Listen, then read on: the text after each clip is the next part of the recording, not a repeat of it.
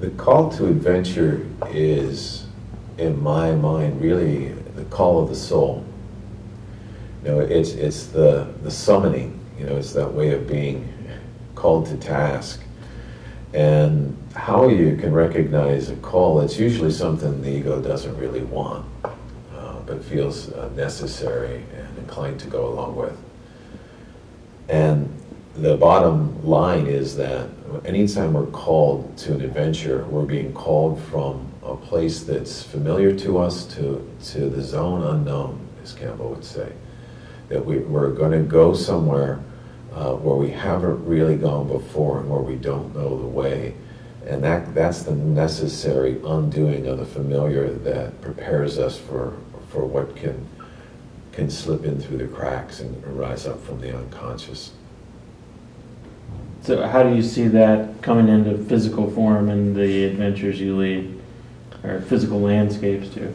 Well, one of the challenges we have is that we get people to sign up and come from really, from across different continents to spend a week with us, not knowing exactly or at all what they're going to do, which is quite a task to get someone to sign up for.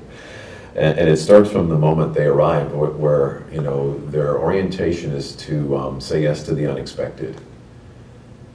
So in the call to an adventure, the ego has to reconcile one way or another with the reality that in every adventure comes an ordeal, and every ordeal will yield an adventure, and one comes with the other, and you got to be able to accept the deal. And with the adventure comes the challenges, or what we call the unasked for adventure, which is the ordeal that creates the exact conditions necessary to achieve the boon. So for example, in our experiences, we'll work with cliffs and of significant height, and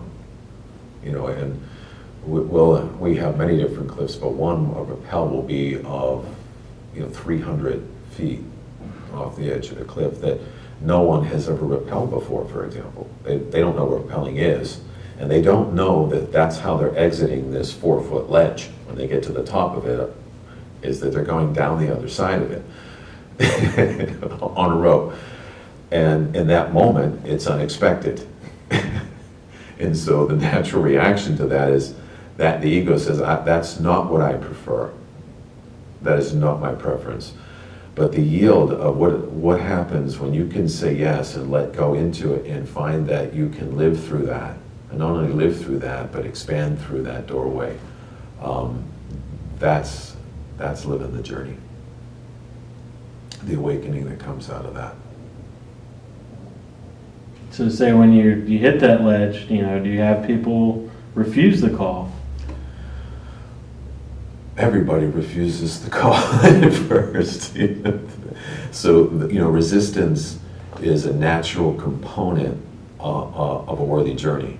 Because if your immediate answer is yes, then you haven't either really understood what you've signed up for, which is often the case, or you're not really agreeing with an informed reality about what's about to take place. So, resistance tends to show up in direct proportion to the amount of desire you have. And if you're not in touch with your desire, then you'll be more in touch with your resistance. And when we get fixated, and the ego is fixated, it's perfectly capable of refusing its opportunities to grow. And I think that's often the case today, that we live in a world that doesn't require us to have to do it. And that we can sort of feel an entitled expectation that we should have the American dream without finding our way through the journey it takes to awaken to what really matters to us. And part of that journey is confronting the shadow. So how would you define the shadow? How do you see it coming into play in your work? So the shadow is a hallmark feature of any kind of depth work, certainly for the journey work. And the ego stands with the shadow the way light stands towards shade. And anything that has any kind of substance or depth to it is going to cast a shadow when light is shown on it. So shadow is the place we don't typically want to go. And in our way of orienting, our metaphor for that's the dark forest. And so in our wilderness journeys, we happen to have dark forests, literally, that we can go into. And we tend to go into them without any compasses or any ways to actually know exactly where we are, and we often get lost for a while. And it brings up everything that was previously not noticeable before we were lost. Panic, doubt, anger, blame, all those things that start to shake up the unconscious projections about how life should be for us. And the hardest thing to face if we're going to take a hero's journey is the reality that the world didn't show up here to give us a good life. You know, it's here doing what it does. And I love what Campbell says about, you know, the reason that we all woke up in consciousness awoke 35,000 years ago is we woke up and saw everybody eating everybody. Everything was eating everything. And saying, my God, how do we cope with this reality? It's all just survival of the fittest, and we just eat and kill. And, you know, the evolution of consciousness has been born out of that as initially a coping strategy, but really a chance to really awaken to who we truly are now. And I think that's the beauty of a journey, is it really calls you to look into the dark psyche of your being and say, not who am I, but who am I not yet? What have I not yet become? And that's the point of a journey, is to go where you haven't gone before. So do you see synchronicity coming up in these journeys? All the time. All the time. Synchronicity is the thing that happens when we open. And it's shaped primarily by our attitude and our ability to see what's already happening all the time.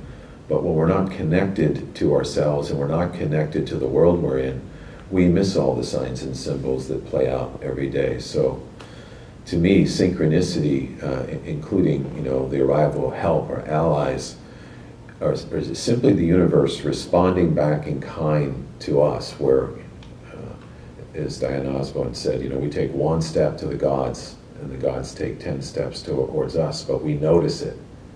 It's the ability to recognize synchronicity when it's at play, that's not just simply coincidence or chance. It awakens something in us that tells us to pay attention to what's happening next. You mentioned the guide as well, so what role can the guide serve in the adventure? So what a guide does is kicks the parents out of the house and says, you know what, it's no more what mommy and daddy say. And you got to find your own way. And in our training for our guides is we're really taught to be mavericks. You know, we're people capable of embodying the unexpected, saying the unexpected, doing the unexpected, and not harboring the same attitudes as the person who's on a journey, so that they can be disrupted from their usual way of orienting and have a chance to find a little bit of wildness or true nature. And that takes a willingness to engage someone who's not going to be controlled by the thoughts or wishes of somebody else. And it's almost in that unplanned, unexpected, the guide has a connection to the self, that it's kind of opening to, you know, I'm thinking of the tarot, the fool on his journey meets the hermit who has this relationship with the self, and opens these new possibilities to him. Is there anything you'd like to say about the point of no return, where that journey, you know, comes to that point? I think all of us know when we approach something in our lives that we can make a decision or have an experience that's going to change us to a point where if we participate in a certain ritual or a certain encounter, we know that we can't just close our eyes again. And that's approaching the threshold where you're going to cross a line and saying, because of my willingness to say yes to this and commit to this, I'm willing to live the experiences of it, and there's no going back for me. And that takes tremendous courage to live that, and not simply keep our primary orientation to what's most familiar, but that willingness to keep saying, I'm going to go as far as into the unknown, being lured, into the unknown, either by the hunter going after the stag who now is lost in the woods, the man or the woman who pursues a lover to such a degree that they lose their way and lose themselves and find them in a whole new adventure and game. That's the point of passion.